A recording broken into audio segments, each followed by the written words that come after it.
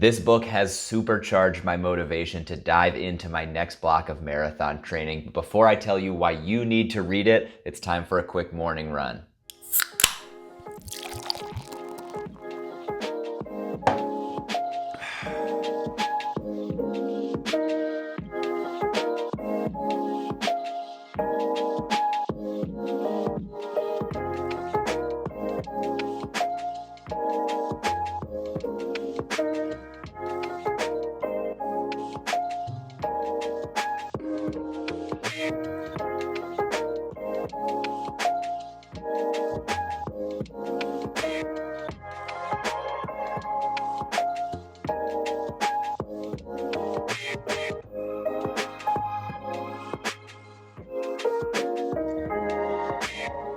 Just like that, run and done. Sun is just about up. Beautiful morning down by the beach, albeit a little windy. Now we head inside and get ready for work for the day.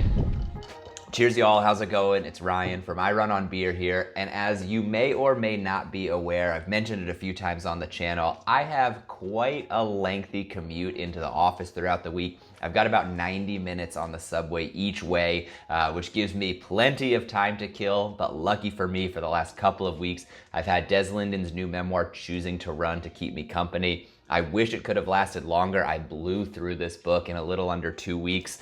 Really enjoyed the story. It is a phenomenal story of Des's entire kind of life story, career in American distance running, and just such a powerful story of grit, determination, and drive to achieve some of the incredible goals that she's achieved throughout her career. So quickly before we dive into the book, for anyone who may somehow be unaware, Des Linden, as I mentioned, very well-known, well-renowned American distance runner, famous as an Olympian, but most notably for her victory at the 2018 Boston Marathon. She was the first American woman to win the Boston Marathon in over 30 years, and not only win, but dominate the field. She won by over 4 minutes in insane conditions. So again, for anyone who is somehow unfamiliar with that race, the Boston Marathon that year was dumping down rain sheets of freezing rain. Temperatures were in the 30s, and there was a 25-mile-an-hour headwind. It is a point-to-point race, so that wind is in your face the entire time, with gusts even above that. So just atrocious conditions.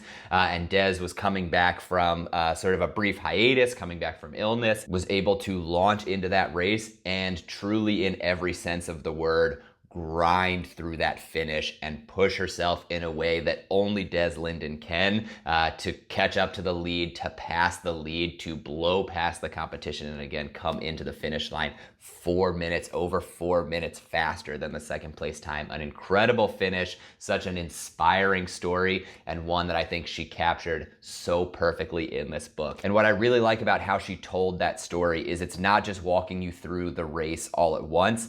The chapters are broken up so that it's alternating a chapter about her progress during the race and then taking you back to a part of her history. Again, those things that led up to her eventually becoming the champion, starting from childhood through her collegiate career as a runner, into her early days with a coaching team, etc., and just following along that entire journey, but mixing that in every other chapter with a chapter about her progress through the 2018 marathon. So it would be like on the bus, riding to the starting line at Boston, cutting back to something from her childhood, then getting started at the first few miles of the Boston Marathon, going to that collegiate career, etc. It's broken up and interspersed throughout, so you can really see how the lessons she learned throughout her life specifically impacted her race, her running on that day, and allowed her to persevere and grind through that Boston Marathon in 2018. I think it's a really cool way to tell the story, again, because it's, even though you know the outcome, you are just as invested, at least I was just as invested reading along with the story as I was watching the live stream of the race that day. Again, fully aware and knowing the outcome of that race, but so exciting just to get that first person perspective of where she was at mentally and what she was going through, and then also getting to see again some of those stories from her past that allowed her to find the willpower to perform under those conditions and win the race on that day. An incredible story, and the way she pieces those stories together, despite competing at such elite levels, I feel like her descriptions of those struggles that she had gone through really resonate with the struggles that all of us go through in training, in racing, in everyday life. And I feel like this memoir perfectly captures that side of her personality. I feel like Des Linden, I've always been a fan of her, and I feel like one of the main reasons is because she seems to connect to the everyday runner in a way that I feel like you don't often see at the elite level. And again, like I said, I feel like that's just her personality, and I feel like she was able to capture that so well in this book. I made a video a while back talking about the differences between discipline versus motivation and how they both can play an important role throughout training and are both important tools to have in your toolbox. And I think Choosing to Run is a masterclass in the art of discipline. There are so many lessons to be learned about how to hone and develop discipline, which I think is really a key part to any successful training. But like I said, when you don't yet have discipline dialed in, motivation can also be a very helpful tool to get you out the door. And the story in Choosing to Run will do just that. So it will teach you about the importance of discipline, how to develop discipline. And while you're working on that, it will absolutely motivate you to jump out the door and get started on that next run. Just the way that she kept pushing, kept fighting forward no matter what came her way. And I feel like that is a mindset that she perfectly captured in the book, quoting Atticus Finch from To Kill a Mockingbird. It's when you know you're licked before you begin, but you start anyway and see it through no matter what. You rarely win, but sometimes you do. That is a quote that I feel like so perfectly captures so many aspects of her story, including that win at Boston, rising above expectations, even when others may have counted you out, and even rising above your own expectations when you don't think you're gonna perform, but then somehow you find that energy, find that willpower on race day. And again, don't wanna give too much away from the book itself, but such a phenomenal lesson I feel like we can all identify with. Equally important, I think, is the lesson to remember to not take things too seriously. This is again a theme throughout the book of, despite how serious the circumstances may seem or how bad a race may go, but also when races go well, remembering that it's not all about the results and it's about enjoying the process along the way, enjoying the sport of running, reminding ourselves how lucky we are to participate in this sport, and just always remembering that fact and approaching races with humility and enjoying the process. I think it's something that's easily lost, particularly on race day. One thing that I think is very fun about the book, or I think is also a perfect way to capture Des's personality, is you see that common look of focus and determination on race day, that sort of grimace of grinding through whatever the struggles may be, compared to the smiles and the excitement that you see from her on the finish line, or that famous champagne chug out of her racing shoe.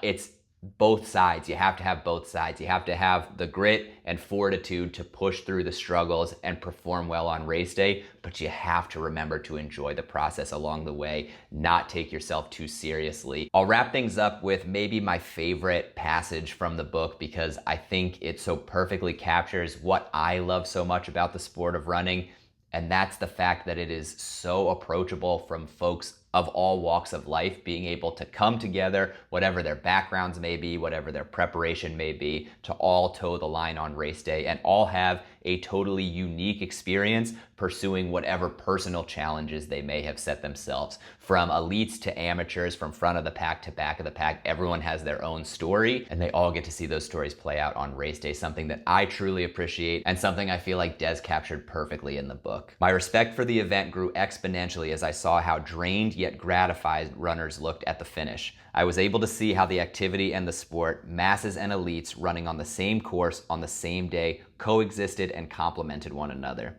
The professionals at the front were testing their athletic boundaries. I'd been wrong to think they'd merely lost a step on the track and were headed out to pasture.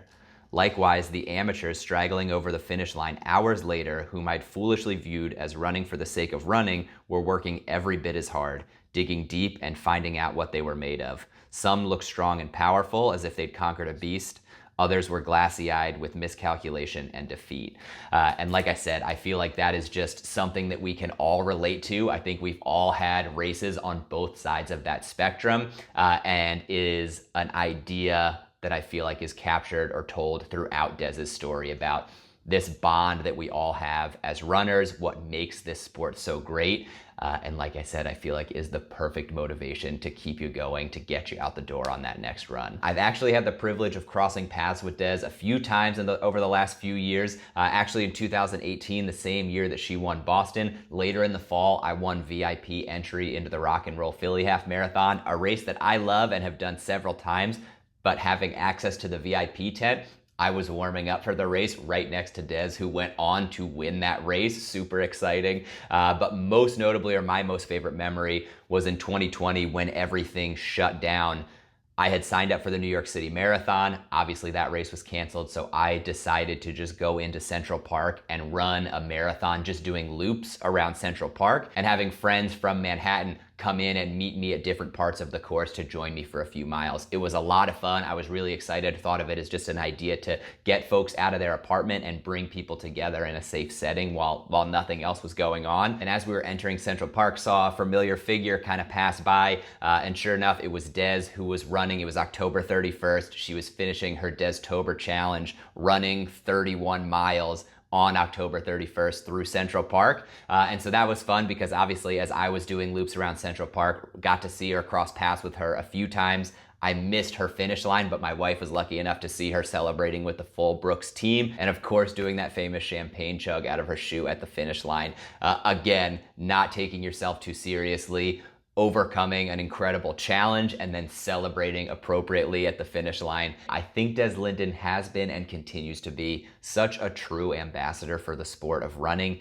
and I feel like she's just able to connect to everyday runners in a way that we don't often see from elite athletes. Her story throughout choosing to run just solidifies that status for her in my mind. It is such an incredible journey to go through. I cannot recommend the book highly enough. If you're interested in checking it out, I did drop an Amazon link down below in the description for the video. I know I will be using the lessons learned from this book to motivate me, to really drive me to jump into this next block of marathon training. Cheers, y'all.